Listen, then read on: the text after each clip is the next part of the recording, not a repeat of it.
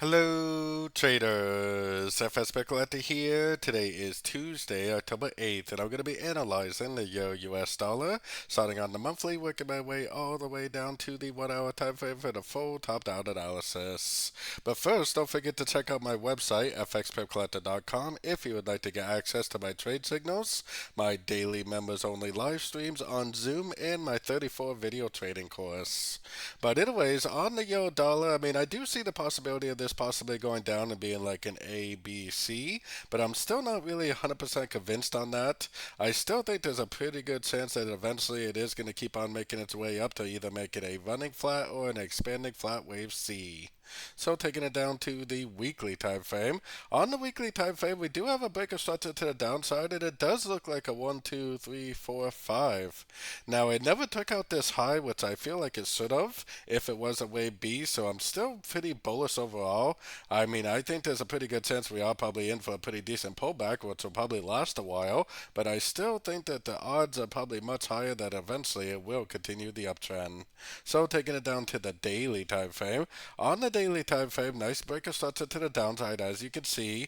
On the euro dollar, I do look at this as possibly being an A, a B, and a C, but when I look at other dollar pairs for correlation, most of them do not look like that is possible. So most likely this is actually only a wave A or 1, which means that eventually it's going to go up and make a crescent to this move down, which would be likely a wave B or a wave 2.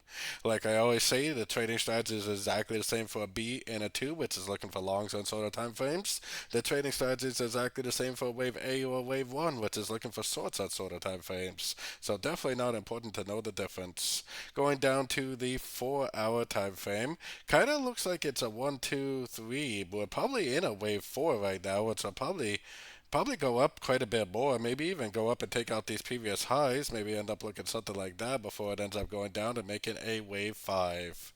So let's keep all this in mind. Let's take it down to the 1 hour time frame. Very, very, very sideways price action.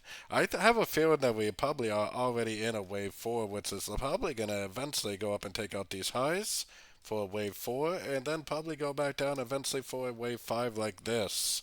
Now, a wave 4 normally does break structure of a wave 3, which is why I think it will probably take out these highs before it ends up going back down for a wave 5. And most likely on the daily time frame, this is all only a wave A or a wave 1.